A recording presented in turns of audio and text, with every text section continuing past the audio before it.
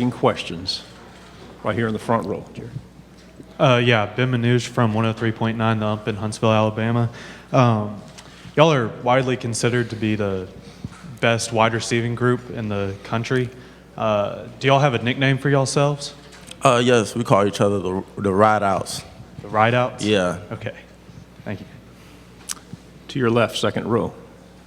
Jerry, obviously you guys came up short in the national championship game against Clemson, and in the way that it occurred, do you think that, what kind of motivation that gives you guys heading into this year, getting very close to the mountaintop once again, but falling short this time? Does that give you some added motivation? Yeah, it was really a tough loss last year to Clemson, which was a great team, but like Coach Sedgwick always say, so what, now what? So what, we lost last year, so now what? Now what we're going to do about it to improve our game this year to not finish off the season like how we did last year.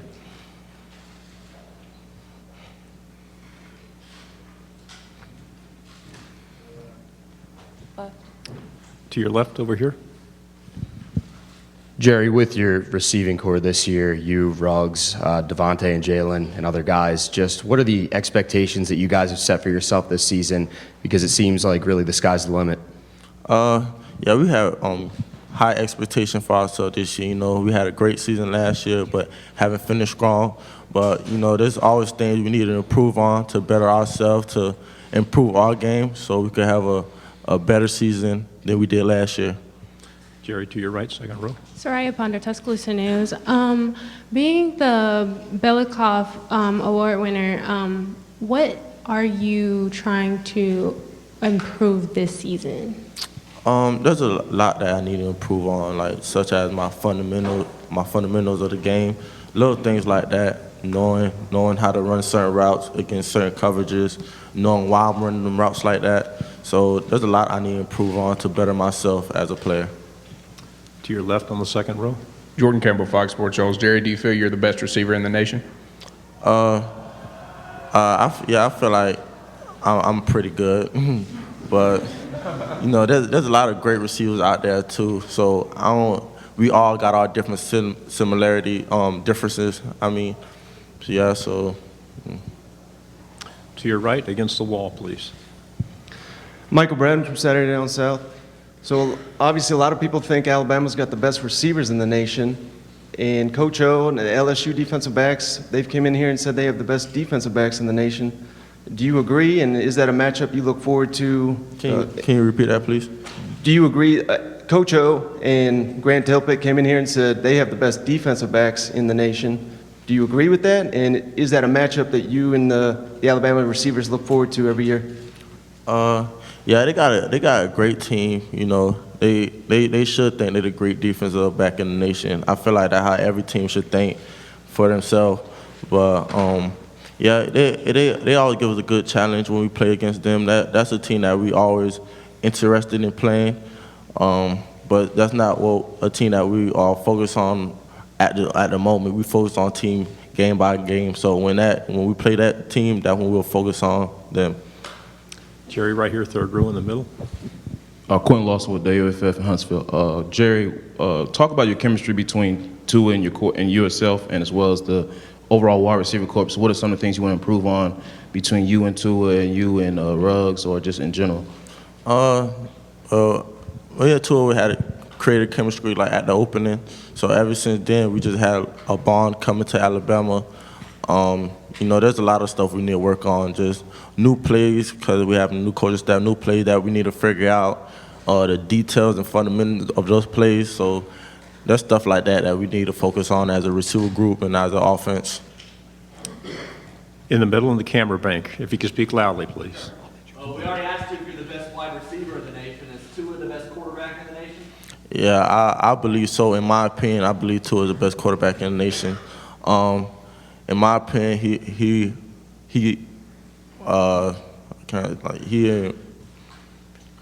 showed that also too. So he had a great season last year, and I'm excited to see what he do this year too.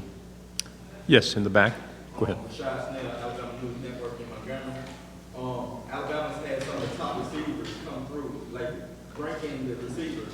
You, Kevin Ridley, Mark Cooper, and Julio Jones. What do you stack up against those guys? It's just a great feeling being listed by a group of the guys, great receivers such as Calvin Ridley, Lamar Cooper, Julio Jones. So it's just a blessing being known compared to one of those top guys. Jerry, to your left, standing up. Hey, Jerry, how you doing, buddy? I know you're used to being the center of attention, but when you walk through those doors here at the Winfrey, what was that experience like? Because you guys get mobbed as players, and where the fans can actually touch you. So, what was your emotions? What were you experiencing there? It's just like a post game after a game. So it's just like the fans come up to you, sign balls and stuff. So that's something I'm kind of used to. But it's a great feeling knowing there's people that's out there rooting for you, motivating you, and just like support you for what you're doing. So it's a great feeling having the fans out there supporting us like that. To your right on the second row. Hey, Judy. About a month ago, you worked out with AB. How was that workout? And I think about 3 weeks ago, you and other receivers were going against the DBs. How did that come about? I hit up AB on Instagram, and he just texted me and told me to come over. So I went over there. We got a lot of good work in. And he taught me a lot, such as taking care of my body, so things like that. To your left on the third row. AJ Spare, 90.7 WVUA-FM Tuscaloosa. Jerry, you spoke on your relationship with Tua. Can you talk a little bit about your relationship and the receivers' relationship with Mac Jones and some of the younger quarterbacks and how they've progressed leading into the 2019 season? They progressed a lot. Freshman Talia Tagovailoa and Mac Jones. We actually got some work in like last week with Matt Jones, so just to improve. He wanted to get some work in to improve with himself, and we improved working on ourselves too as well. So he's doing a great job. In the middle, second row. Caroline Grace, WAFF out of Huntsville, Alabama. Going off of a previous question, how has your relationship with Tua changed, if at all, this offseason, knowing that he's the only quarterback that you have to build chemistry with? I don't think it haven't changed. We keep that same chemistry, that same bond. Just go out there every day, compete to better ourselves, and just work every day just to be the best player that we can be to help our team get to the national championship. In the middle, second row again. Jason Marks at 7:30 The Ump in Huntsville, Alabama. A new offensive coordinator this year in Steve Sarkisian. Talk about the transition from Mike Loxley to Sark. I won't say there's a lot of big transition. Coach Sarkisian, he just brought some stuff that he had in the NFL to him here to the Alabama, so he didn't really switch a lot of things. He just added, changed it or tweaked a little bit of the offense and just added his way into it. Do we have another one in the middle? Did you? Sure. I know you get asked this a lot, but who is the fastest player on the team? The fastest player, Henry Ruggs. He got elite speed, real fast. We have Jerry for 5 more minutes. Anybody else? Okay, right here, the camera bank. Hey, Jerry, Jacques Doucet, WAFB TV. Were you surprised that the LSU game was so lopsided last year, as big as you guys won, and your feelings on that game? Has it lost some of its luster because of the fact you guys have won so many years in a row?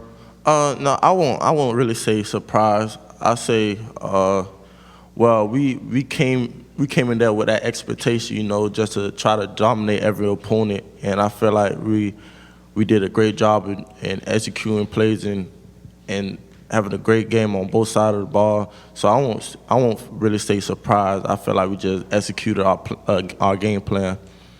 To your right against the wall again. Hey, Jerry, I wanted to know, when Jalen Hurts left for Oklahoma, do you still keep in touch with him, and you guys ever talk about potentially seeing each other in the college football playoff? Actually, I talked to Jalen Hurts like last weekend, but we never really talked about seeing each other in the college playoff. I mostly asked him how is it up there? What's the difference between Oklahoma and Alabama? Stuff like that, stuff in that nature. To your left on the second row. Jerry, the University of Alabama has been such a powerhouse in college football for so long now. Yeah, as a player, being kind of a part of that machine, do you ever get a chance to just kind of stop and take it in? I mean, Bryant-Denny is such a wonderful environment. The fan base is, so hungry and so thirsty for victories. And do you ever get a chance to stop and take all that in? And what's your thoughts about just the Alabama fan base in general? Yeah, of course. Before every game, you just run out there and you see a whole bunch of fans just screaming and yelling your name. You just sit there and think like, this is an amazing feeling. Having an amazing fan base supporting us.